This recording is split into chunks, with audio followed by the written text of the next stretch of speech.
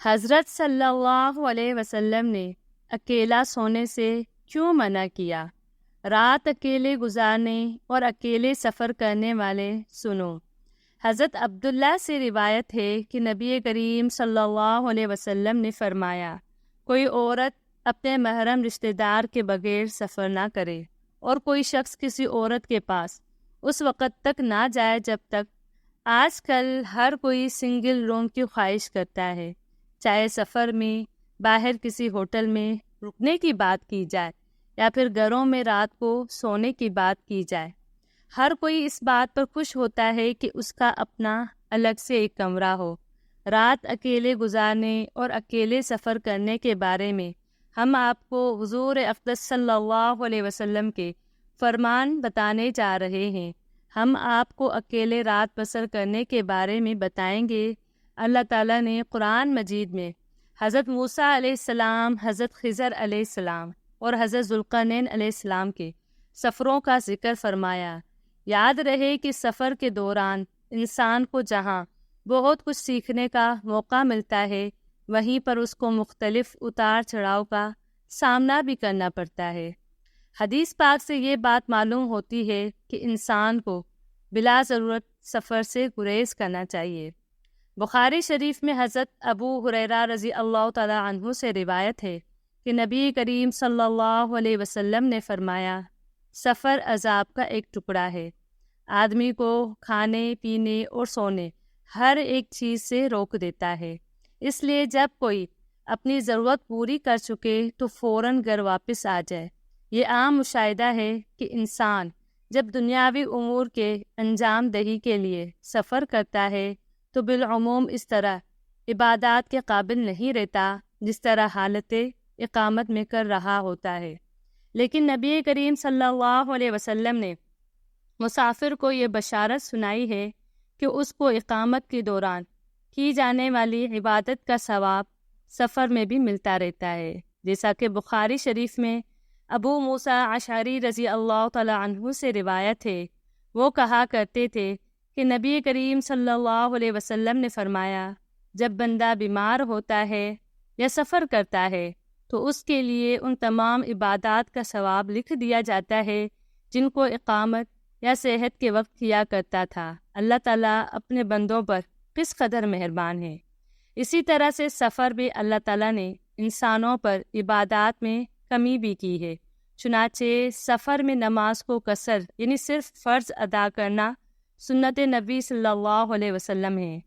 اسی طرح مسافر کے لیے دوران سفر روزے رکھنا ضروری نہیں ہے، جیسا کہ صحیح بخاری میں حضرت حمزہ بن عمر رضی اللہ تعالی عنہ سے روایت ہے، نبی کریم صلی اللہ علیہ وسلم سے عرض کی، میں سفر میں روزہ رکھوں؟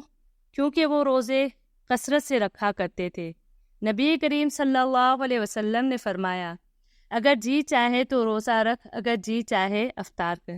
ناظرین، یہ تو تھے چند احکامات جو سفر کے بارے میں احادیث میں بیان ہوئے۔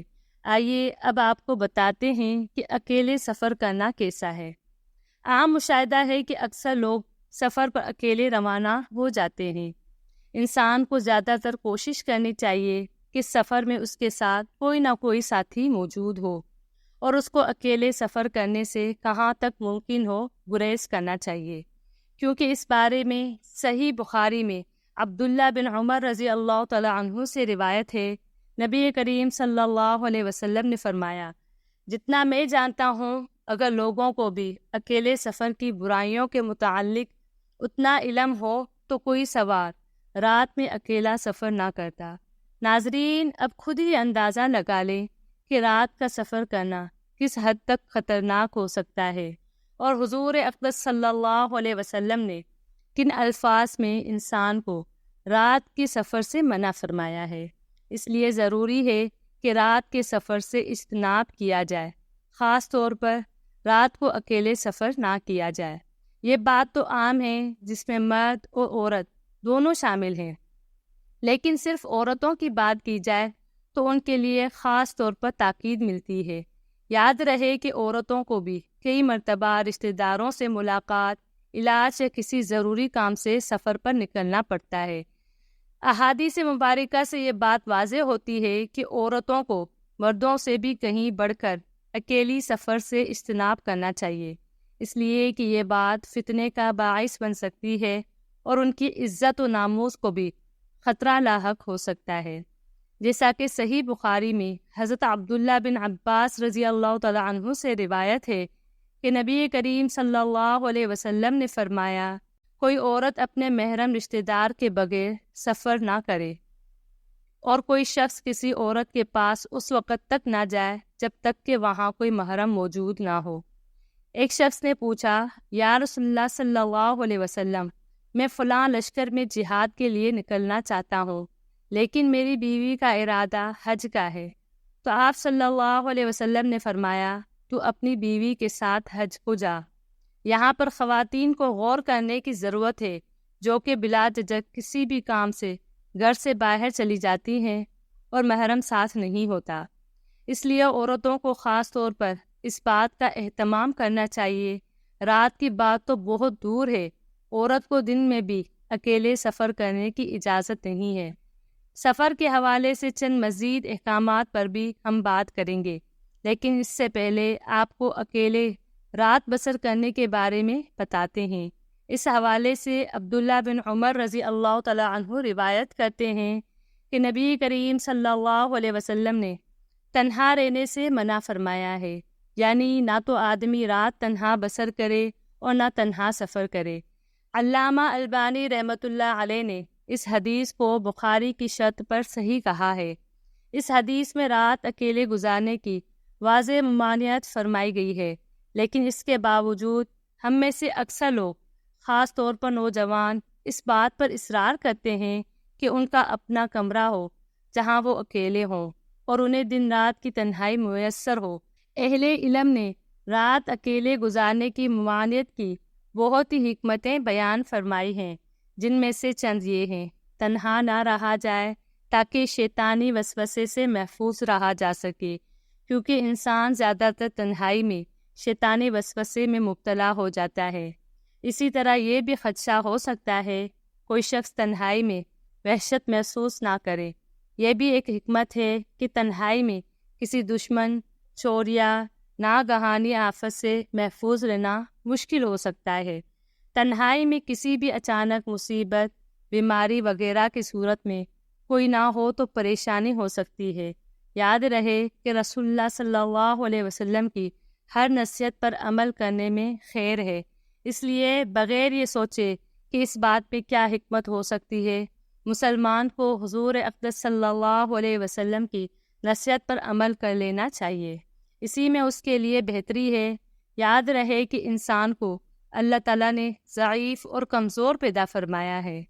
رات کا وقت ہو اور اس میں کوئی بھی قسم کی پریشانی آ جائے، مدد کرنے والا کوئی نہ ہو تو خود ہی سوچ لے کہ اس انسان کی حالت کیا ہوگی۔ پچھلی رات ایک جگہ پر اکٹھے بسر کیا جائے، اس میں خیر ہے اور بہتری ہے۔ ویسے تو یہ بات مشہور نہیں ہے کہ ایک اور ایک دو نہیں بلکہ 11 ہوتے ہیں۔ جب انسان کا کوئی ساتھی ہوتا ہے تو انسان کے لیے ایک سہارا ہوتا ہے، اسی لیے چاہیے سفر کریں یا گھر میں رات بسر کرنے لگیں تو کوشش کریں اکیلے نہ رہیں، بلکہ کسی کو اپنا ساتھی ضرور رکھیں۔